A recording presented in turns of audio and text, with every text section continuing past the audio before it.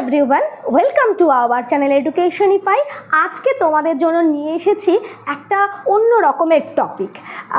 এতদিন ধরে যে ধরনের ভিডিও পাবলিশ করছিলাম সেখানে কিন্তু ছিল ম্যাজিক ম্যাথ, মানে শর্ট ট্রিক্স অফ ম্যাথস। সেগুলো অবশ্যই আবারও সামনে পাবলিশ হবে, তোমাদের জন্য রেডি রয়েছে, সেগুলো তো তোমরা দেখছোই। কিন্তু তার সাথে সাথে আজকে আরেকটা গুরুত্বপূর্ণ টপিক, তোমরা যে পিকচারটা দেখতে পাচ্ছ সেটা বুঝতেই পারছো, নতুন পার্লামেন্ট মানে নতুন সংসদ ভবন, সেই টপিক বা বলতে পারো যে 18th লোকসভা ইলেকশন নিয়ে একটা ডিটেলড ভিডিও কিন্তু আজকে হতে চলেছে। থাম্বনেল তো সেটা বলেই দিয়েছে তোমাদেরকে, তো আর কথা বাড়াবো না, সরাসরি বরং আমরা ভিডিওটা স্টার্ট করে দেবো। তোমাদের জন্য ভিডিওতে কি কি বলার আছে সেটা স্টার্ট করব। দেখো, তোমাদের সামনে যে পিকচারটা সেটা আমরা দেখতেই পাচ্ছি যে নতুন সংসদ ভবনের পিকচার, এবং যেটা 28শে মে মানে 20th মে 2023 কিন্তু সেটা তোমাদের ইনগরেট করেছিল আমাদের যে প্রাক্তন প্রধানমন্ত্রী মানে নরেন্দ্র মোদী। আমি প্রাক্তন বলছি তার কারণ 2023 সালে তিনি প্রধানমন্ত্রী ছিলেন, এবং নতুন যখন লোকসভা ইলেকশন হলো তখন আবার নতুনভাবে সরকার গঠিত হলো। সেক্ষেত্রে প্রধানমন্ত্রী নরেন্দ্র মোদী আবার প্রধানমন্ত্রিত্ব করছেন সেটা আমরা জানি, কিন্তু তবুও উনি কিন্তু আগে ওই সময় যে প্রধানমন্ত্রিত্ব করছিলেন, যে পদটা অলঙ্কৃত করছিলেন, সেটা কিন্তু এরপরে এই ইলেকশনের আগে দিয়ে তিনি কিন্তু সেটা রিজাইন করলেন। ইলেকশন হওয়ার পরে নতুনভাবে এনডিএ জোট আসলো এবং তিনি প্রধানমন্ত্রিত্ব পদ আবার অলঙ্কৃত করছেন। তো এই যে নতুন সংসদ ভবন সেটা ইনগরেট হয়েছিল 20th মে। এটা চাইলে তোমরা লিখে রাখতে পারো, এটা একটা ইম্পর্টেন্ট লাইন বলতে পারো, যে এটা কোশ্চেন আসছে এবং আসবেও ভবিষ্যতে, যে নতুন সংসদ ভবন কবে ইনগরেট হয়েছিল। সেটা হয়েছিল কিন্তু 20th মে 2023, এবং অবশ্যই এটা ইনগরেশন করেছিলেন প্রধানমন্ত্রী নরেন্দ্র মোদী। ঠিক আছে, তো এই হচ্ছে নতুন সংসদ ভবন। এরপরে এই যে নতুন সংসদ ভবন, এই যে পার্লামেন্ট দেখতে পাচ্ছি আমরা, 18th লোকসভা ইলেকশন সম্প্রতি সম্পন্ন হলো, যেটা 19th এপ্রিল থেকে 1 জুন পর্যন্ত চলেছিল।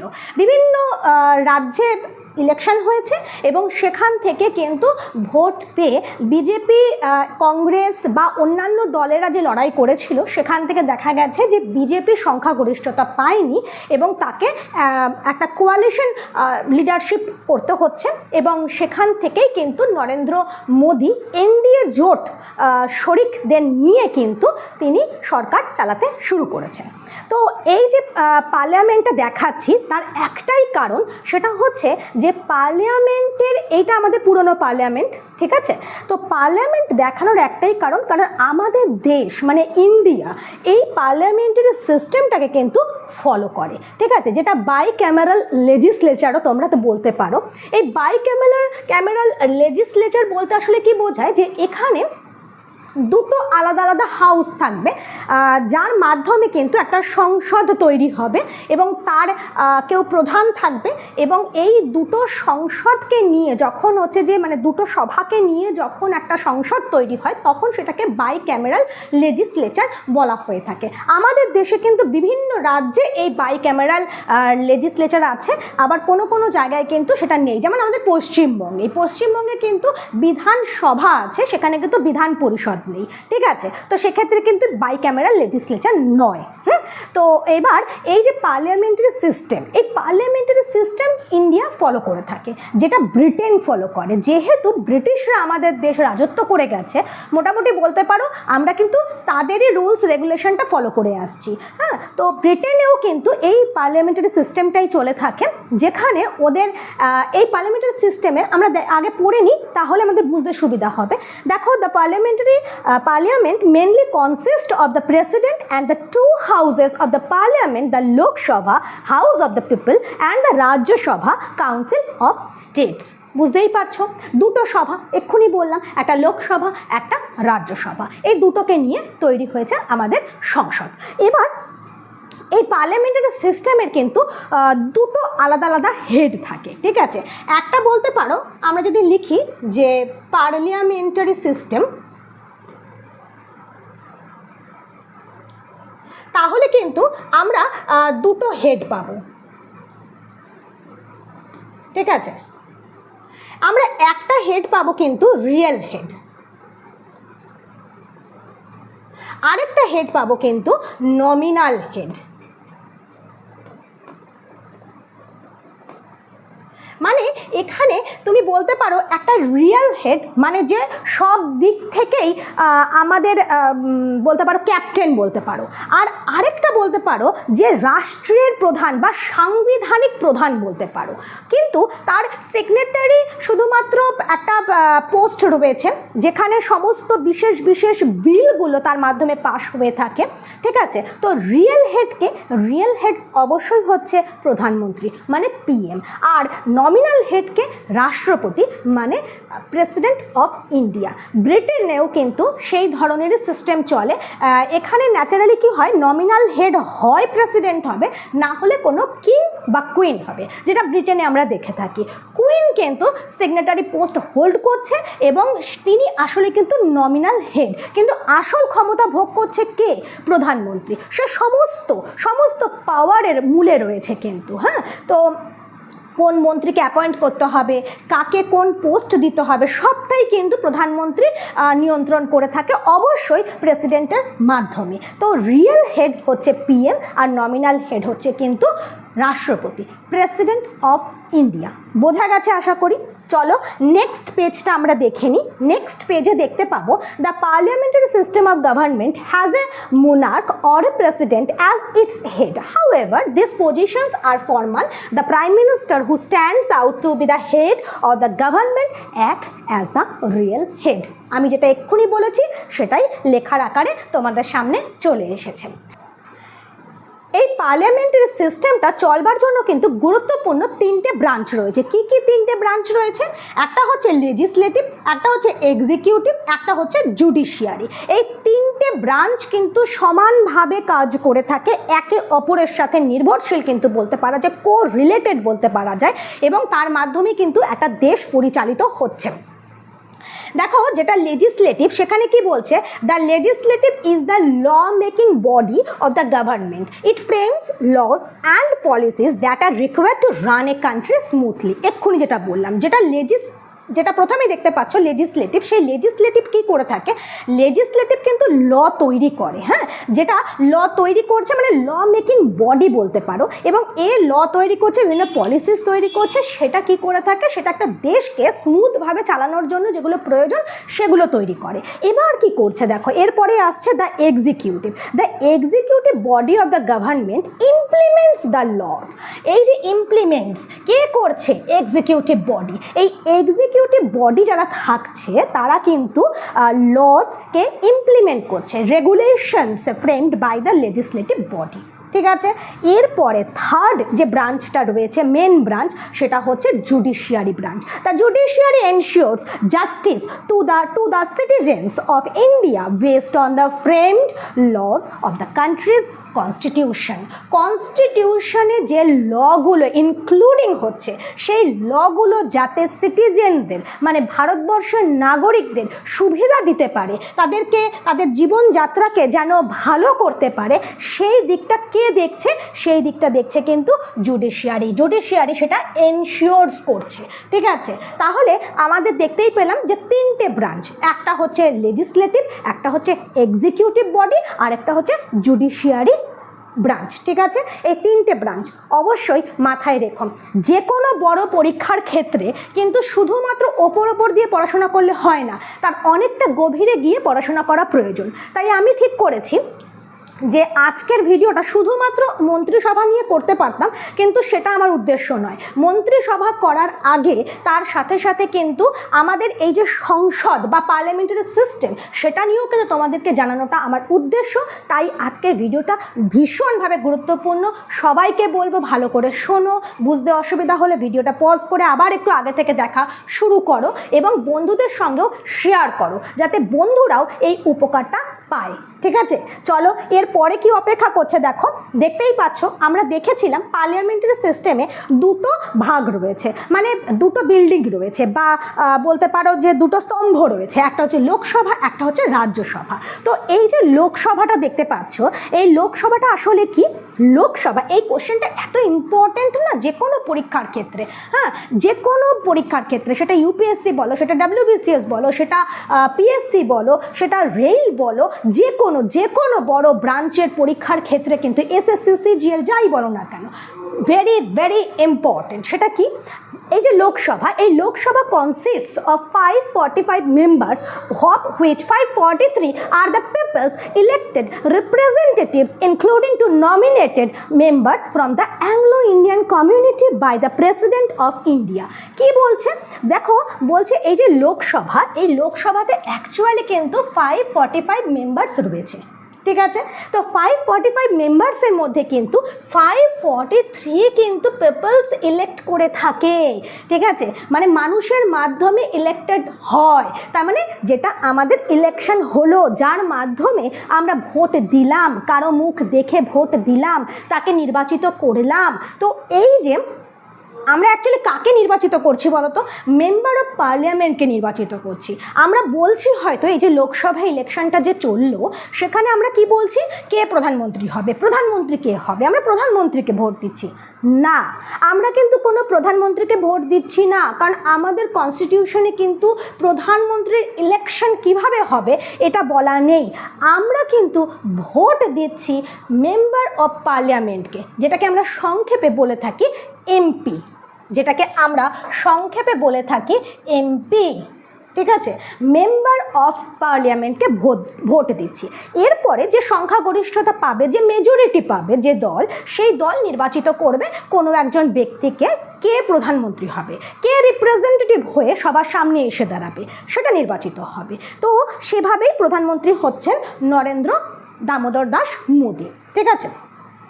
তো 543 যে মেম্বার, তাদেরকে পিপল ইলেক্ট করছে। এর মধ্যে যে আর বাকি রইল দুটো মেম্বার, তো এই দুটো মেম্বারকে কিন্তু কে নমিনেট করছে? ইলেক্ট করছে না, কিন্তু নমিনেট করছে। কে নমিনেট করছে? সেটা অ্যাংলো ইন্ডিয়ান কমিউনিটি থেকে নমিনেট হচ্ছে, এবং সেটা হচ্ছে কিন্তু প্রেসিডেন্টের মাধ্যমে। বোঝা যাচ্ছে? 545 মেম্বার্স রয়েছে লোকসভাতে, তার মধ্যে 543 মেম্বার্স কিন্তু ইলেক্টেড হচ্ছে পিপলের মাধ্যমে, আর যে রেস্ট অফ মেম্বার্স রয়েছে, যে নাম্বার 2, সেই দুজনকে কিন্তু মানে অ্যাংলো ইন্ডিয়ান কমিউনিটি থেকে নমিনেট করা হচ্ছে, এবং সেটা করা হচ্ছে কিন্তু প্রেসিডেন্টের থ্রু, ঠিক আছে? এটা হলো লোকসভা। এবার চলো আমরা দেখে নিই রাজ্যসভা, ঠিক আছে? রাজ্যসভাতে কি হচ্ছে দেখো, রাজ্যসভাতেও কিন্তু অবশ্যই সব জায়গায় কিন্তু মেম্বার সংখ্যা বলা রয়েছে।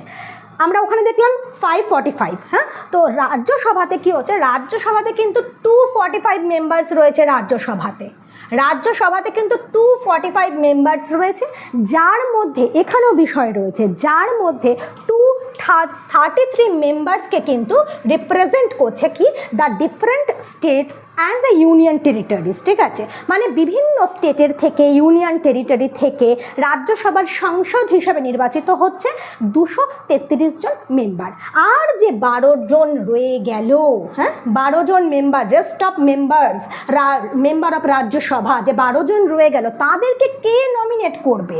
তাদেরকে কিন্তু আবার নমিনেট করছে প্রেসিডেন্ট অফ ইন্ডিয়া। বোঝা গেছে? লোকসভাতে 2 জনকে করছে অ্যাংলো ইন্ডিয়ান কমিউনিটি থেকে, আর রাজ্যসভাতে 12 জনকে নমিনেট করছে প্রেসিডেন্ট অফ ইন্ডিয়া। এই জায়গাগুলো ভেরি ভেরি ইম্পর্ট্যান্ট, তাই ক্লিয়ার হওয়া ভীষণ ভীষণ জরুরি। এবং যদি তোমরা আমার সাথে ক্লাসটা সুন্দর করে করো, আমি তোমাদেরকে এইটুকু ভরসা দিতে পারি, এবং আমি নিজেও সে কনফিডেন্ট যে তোমরা যদি আমার সাথে ক্লাসটা করতে থাকো কন্টিনিউ, এবং আমি যা বলছি, কারণ আমি রিপিট করছি কথাগুলো এই কারণেই, যাতে তোমাদের কানে ঢোকে খুব সুন্দরভাবে, এবং আমরা জানি যে কানে যত সুন্দরভাবে ঢুকবে সেটা ব্রেনে যাবে। তো ব্রেনে একবার গেঁথে গেলে এটা আর ভুলবো না, ঠিক আছে? চলো এরপরে দেখে নিই পরের পার্টে দেখো রয়েছে কোয়ালিফিকেশান। কিসের কোয়ালিফিকেশান? প্রধানমন্ত্রী হওয়ার কোয়ালিফিকেশান না। আমি এক্ষুনি বললাম, প্রধানমন্ত্রী হওয়ার জন্য কোনো কথা কিন্তু আমাদের সংবিধানে লেখা নেই, কনস্টিটিউশনে লেখা নেই। কী লেখা রয়েছে? মেম্বার অফ পার্লামেন্ট হতে গেলে কি কি লাগবে, এবং মেম্বার অফ পার্লামেন্ট হতে গেলে যে কোয়ালিফিকেশান লাগবে, সেটা হচ্ছে যে সেই কনসার্ন পার্সনকে কিন্তু, মানে যে মেম্বার হচ্ছে সেই কনসার্ন পার্সনকে কিন্তু অবশ্যই সিটিজেনশিপ থাকতে হবে ইন্ডিয়ার, তাকে অবশ্যই ভারতীয় নাগরিক হতে হবে। আর কি, আর হচ্ছে যে তাকে কিন্তু অবশ্যই 25 ইয়ার্স কমপ্লিট করতে হবে। 25 বছর বয়সের আগে কিন্তু সে কিছুতেই লোকসভার মেম্বার হতে পারবে না। যদি রাজ্যসভার হতে হয় তাহলে অবশ্যই 30 বছর বয়স কিন্তু হতে হবে, ঠিক আছে? 30 বছর বয়স কিন্তু তাকে হতেই হবে। তাহলে দু জায়গার জন্য, মানে লোকসভার জন্য এক ধরনের বয়স রয়েছে, রাজ্যসভার জন্য আরেক ধরনের বয়স রয়েছে। লোকসভার জন্য রয়েছে 25 ইয়ার্স আর রাজ্যসভার জন্য রয়েছে 30 ইয়ার্স। আর একটা মেন পয়েন্ট যেটা, সেটা হচ্ছে ভারতীয় নাগরিক হতে হবে, ঠিক আছে?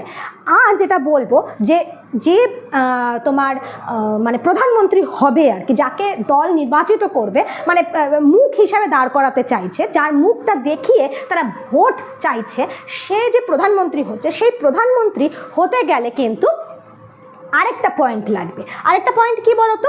সেটা হচ্ছে যে তাকে তো অবশ্যই, মানে এটা বলা নেই যে তাকে লোকসভা এবং রাজ্যসভার সদস্য হতেই হবে, হতে তো অবশ্যই হবে। কিন্তু যদি কোনো কারণে না হয় তাহলে কি হবে?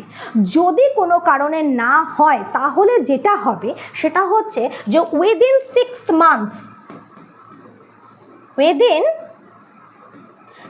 মান্থস তাকে কিন্তু অবশ্যই তার নিজস্ব তার দলকে কিন্তু সংখ্যাগরিষ্ঠতা নির্ণয় করাতে হবে রাজ্যসভা কিংবা লোকসভাতে। তার কিন্তু সংখ্যাগরিষ্ঠতা দেখাতে হবে তাকে, তার দলকে, তবেই কিন্তু সে প্রধানমন্ত্রী পদে বজায় থাকতে পারবে, না হলে কিন্তু সে প্রধানমন্ত্রী পদটাকে ত্যাগ করতে হবে। মানে কোনো জরুরি অবস্থাতে প্রেসিডেন্ট কি করতে পারে, যে প্রধানমন্ত্রী নির্বাচিত করতে পারে। হয়তো সে রাজ্যসভা বা লোকসভার অন্তর্গত নেই, ঠিক আছে, কিন্তু তাকে অবশ্যই মেম্বারশিপ নিতে হবে। প্রধানমন্ত্রী তো করে দেওয়া হলো, কিন্তু তাকে সময়সীমা দেওয়া হলো 6 মাস। 6 মাসের মধ্যে তাকে সদস্য পদ দিতে হবে, হয় লোকসভা না হলে রাজ্যসভায়, ঠিক আছে? যেটা ঘটনা ঘটেছিল আমাদের প্রাক্তন প্রধানমন্ত্রী মাননীয়া ইন্দিরা গান্ধী যখন হত্যা হলেন, মানে তাকে যখন মেরে দেওয়া হলো, তখন কি হলো, একটা জরুরি অবস্থা তৈরি হলো। তো তখন প্রেসিডেন্ট ছিলেন জৈল সিং, ঠিক আছে? তখন তিনি কি করলেন, রাজীব গান্ধীকে কিন্তু তার যে পদমর্যাদা রয়েছে সেটার মাধ্যমে কিন্তু তাকে প্রধানমন্ত্রী করে দিলেন, যাতে দেশের পরিস্থিতিটা সামাল দেওয়া যায়। তো প্রধানমন্ত্রী তো করে দিলেন, কিন্তু রাজীব গান্ধী তো না লোকসভা না রাজ্যসভা কোনোটারই সদস্য ছিল না। তাহলে কি করে সে প্রধানমন্ত্রী হতে পারবে? কি করে সে এই পোস্ট হোল্ড করতে পারবে? তাকে সময়সীমা দেওয়া হলো 6 মাস। তাকে 6 মাসের মধ্যে যেটাকে বলছে বহুমত, হ্যাঁ, মানে সংখ্যাগরিষ্ঠতা, মেজরিটি প্রমাণ করতে হবে লোকসভা অথবা রাজ্যসভা, যে কোনো একটা বিল্ডিংয়ে তাকে মেজরিটি প্রমাণ করতে হবে। মেজরিটি প্রমাণ করেছিলেন এবং যার ফলে রাজীব গান্ধী প্রধানমন্ত্রী পদ অলঙ্কৃত করেছিলেন। তো এই হচ্ছে ঘটনা, ঠিক আছে? এরপরে আমরা দেখো একটা কিছু তথ্য দিয়েছি। দেখো, the new parliament house in new Delhi, যেটা নতুন দিল্লিতে নিউ পার্লামেন্ট, যেটা প্রথমেই দেখেছি আমরা। একটা ওভারভিউ যদি নিই, ওভারভিউটা নিলে যেটা দেখতে পাবো যে লেজিসলেটিভ বডি হচ্ছে ইন্ডিয়ান পার্লামেন্ট, ঠিক আছে? জুডিশিয়ারিতে কে হেড রয়েছে? অবশ্যই সুপ্রিম কোর্ট, তাই তো আমরা জানি। তাছাড়া বিভিন্ন স্টেটে হাইকোর্টগুলো রয়েছে। তো এবার এই টার্ম যেটা নতুন শুরু হলো, যে 18th লোকসভা ইলেকশনের মাধ্যমে যে এনডিএ জোটের সরকার শুরু করলো, তাদের 5 বছরের যাত্রা শুরু করলো, সেই যাত্রাতে কিন্তু টার্ম কতদিনের রয়েছে? জুন 2024 থেকে জুন 2029। এই টার্মটা কিন্তু যে নতুন সরকার গঠিত হলো এনডিএ জোট, সেই এনডিএ জোটের টার্ম হচ্ছে জুন 2024 থেকে জুন 2029, ঠিক আছে? ইলেকশন 2024 ইন্ডিয়ান জেনারেল ইলেকশন হয়েছে এবং তার মাধ্যমে নির্বাচিত হয়েছে। এবং সব মিলিয়ে এর সাথে বলে দিই, তোমাদেরকে জানা খুব প্রয়োজন যে কতটা সিট পেলে। আমরা তো দেখলাম যে লোকসভায় 545 মেম্বার্স রয়েছে, তার মধ্যে 2টো মেম্বারকে চুজ করছে রাষ্ট্রপতি। 543 মেম্বার্স লোকসভাতে আছে। তো এর মধ্যে কটা সিট পেলে কোনো দল সরকার গঠন করতে পারবে?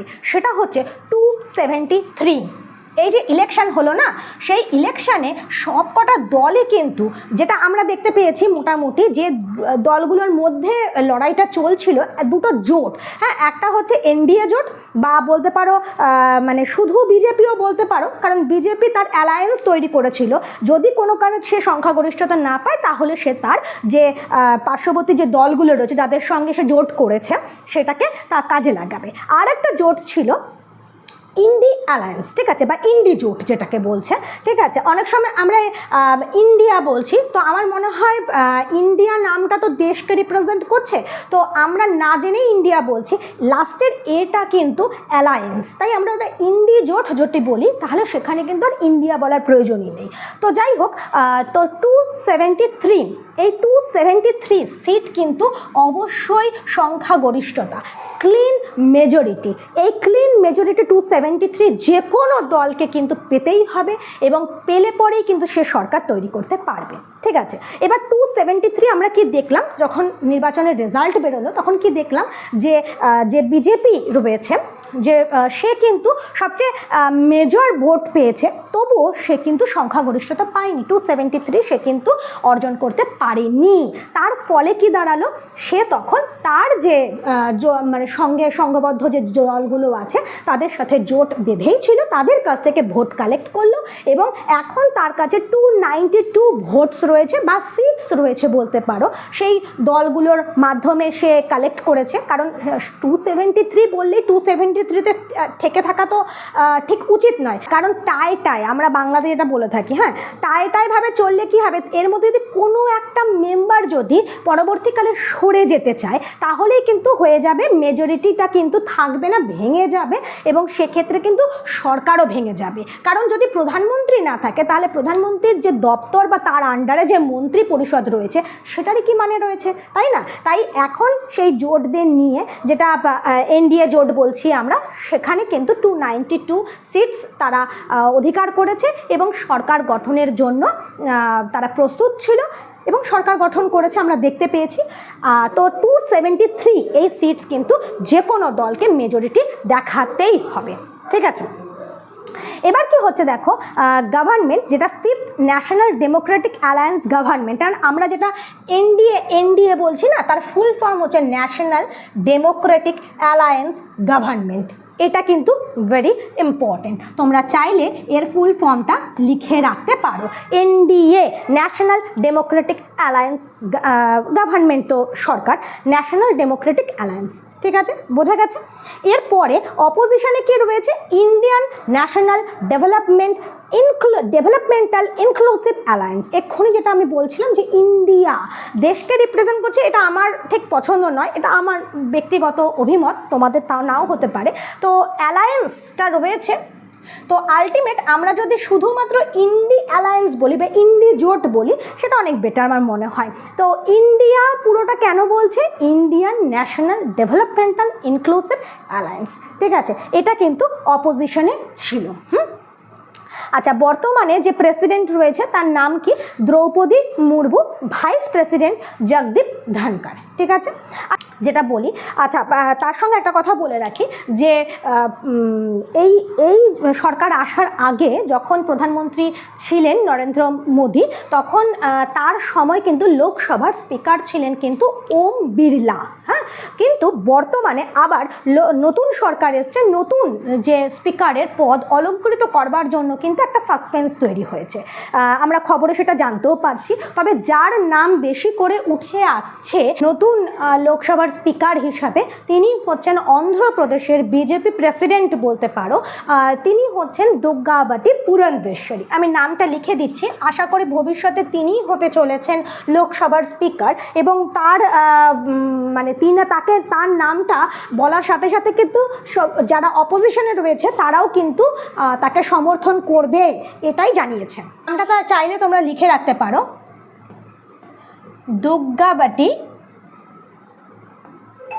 এবং তিনি কিন্তু অন্ধ্রপ্রদেশের বিজেপি প্রেসিডেন্ট, ঠিক আছে। এবং তাকে যদি দাঁড় করানো হয়, মানে তাকে যদি লোকসভার স্পিকার, তার নামটা যদি নমিনেট করা হয়, তাহলে কিন্তু মানে অপোজিশনের থেকেও কিন্তু বিরোধিতা সেভাবে আসবে না, এটাই তারা জানিয়েছেন। ঠিক আছে, দুর্গাবাটি পুরান দেশবাড়ি ভবিষ্যৎ মানে ফিউচারে কিন্তু তিনি লোকসভার স্পিকার হতে চলেছেন হয়তো, তবু যখন হবে তখন তোমাদেরকে আরও কনফার্মলি জানিয়ে দেওয়া হবে।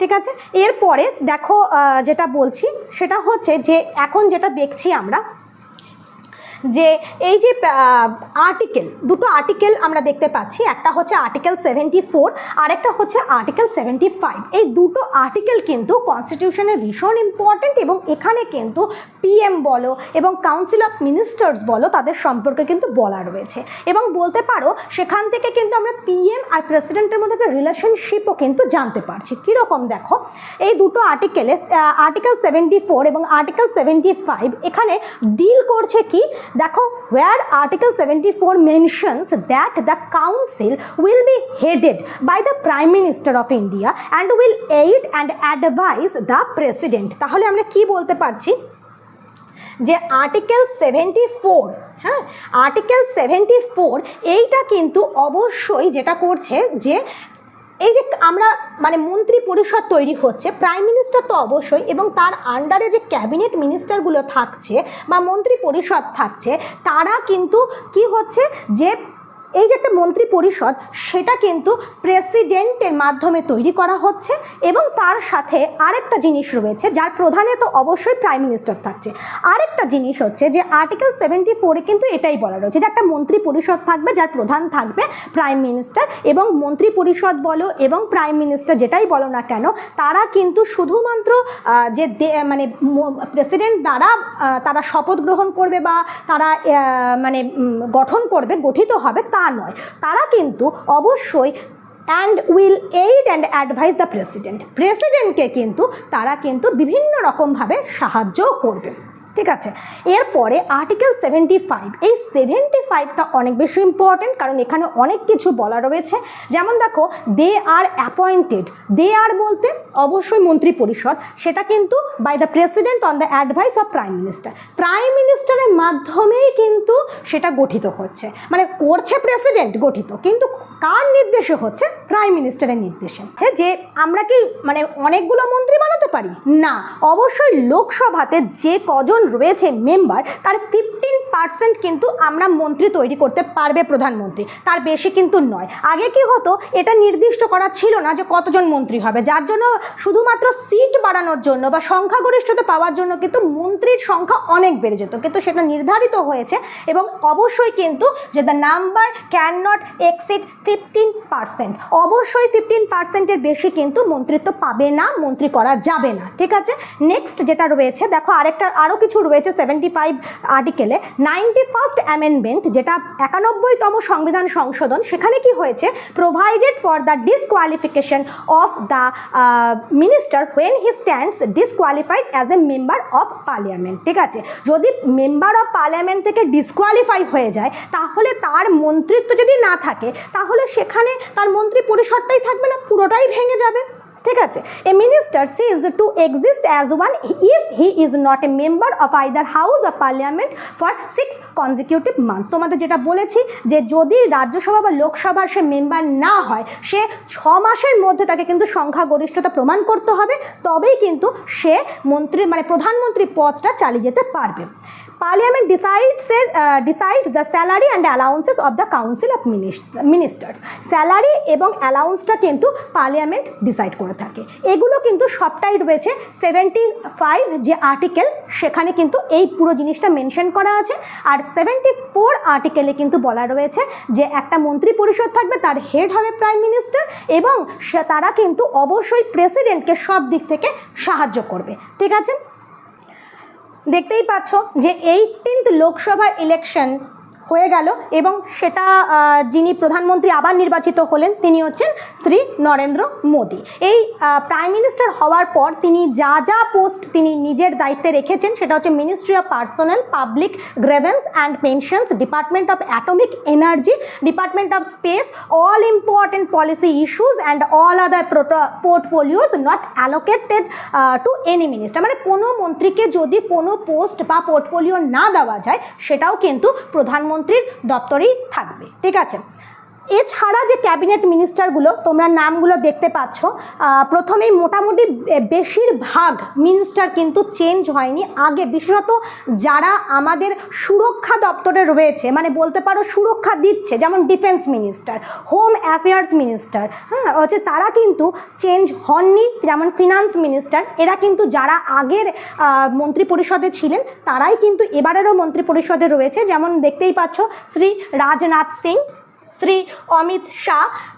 এরপরে ফিনান্স মিনিস্টারে চলে আসি নির্মলা সীতারামন, শ্রীমতী নির্মলা সীতারামন এবং সুব্রমণিয়াম জয়শঙ্কর। আমরা জয়শঙ্করের নাম খুবই জানি, কারণ এক্সটার্নাল অ্যাফেয়ার্স নিয়ে তার যে কাজকর্ম সেগুলো সম্পর্কে কিন্তু আমরা সবাই ওয়াকিবহল মোটামুটি। তো এই যে 4টে দপ্তর সামলাচ্ছে, এই 4টে দপ্তর কিন্তু আমাদের ভারতবর্ষের সুরক্ষার জন্য কিন্তু ভীষণ ভীষণ ইম্পর্টেন্ট। এই 4টে দপ্তরের মন্ত্রীদের কিন্তু একেবারেই চেঞ্জ করা হয়নি। তবে নতুন নতুন যে জোট গঠিত হয়েছে সেখানে বিভিন্ন মন্ত্রী বিভিন্ন ধরনের পদ অলঙ্কৃত করছেন। তবে রোড ট্রান্সপোর্ট এবং হাইওয়েজের ক্ষেত্রে যে মন্ত্রী ছিলেন নীতিন গডকরি, তিনি কিন্তু সেই পদটাই অলঙ্কৃত করছেন।